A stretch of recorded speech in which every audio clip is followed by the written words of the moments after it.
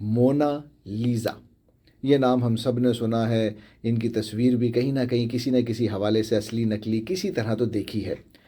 Urdu BBC लिखता है, Mona Lisa कहाँ बैठ कर बनाई गई, माहिर अर्जियात का मुअम्मा हल करने का दावा। उर्दू बीबीसी ये बताता है कि ये दुनिया की सबसे मशहूर पेंटिंग्स या फ़न पारों में से एक है।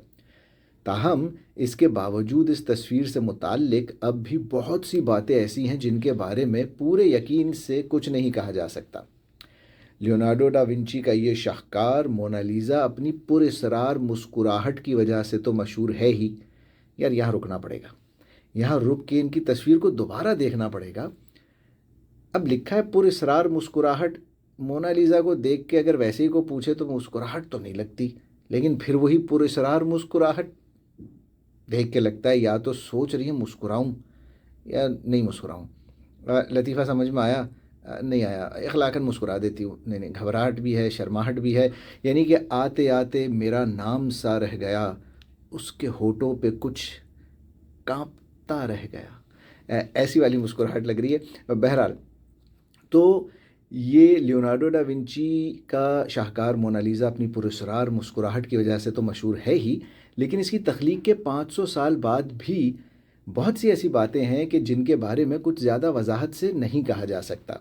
लेकिन अब एक माहिर अर्जियात एन, उनका ख्याल है कि उन्होंने बहुत से राज़ों में से एक को हल करने में कामयाबी हासिल कर ली है। वो राज कौन सा है? तो जनाब, वो राज ये है कि वो उस मकाम के बारे में जानने में कामयाब हो गए हैं जहाँ बैठकर इस फ़न पारे को बनाया गया। यानी कि इनको ये पता चल गया, एक्सपर्ट को, कि लियोनार्डो डा विंची ने कहाँ बैठकर ये तस्वीर बनाई। अरे एक्सपर्ट, देखिए, जितना हम पंचायती आवाम को जानते हैं ना, जो गॉसिप का चस्का है इनको सबको, हमको तो ज़्यादा इंटरेस्ट इस बात में नहीं होगा कि लियोनार्डो डा विंची ने कहाँ बैठ के मोनालिसा की तस्वीर बनाई। ज़्यादा इंटरेस्ट इस बात में होगा कि वो दोनों कर क्या रहे थे। कोई आप में से किसी न किसी के दिमाग में टाइटैनिक वाला सीन ज़रूर आ गया होगा, और अब चूंकि वो आ गया होगा तो वो मैं आपके दिमाग से निकाल तो नहीं पाऊंगा, और अगर बात जारी रखी तो बात बहुत दूर निकल जाएगी।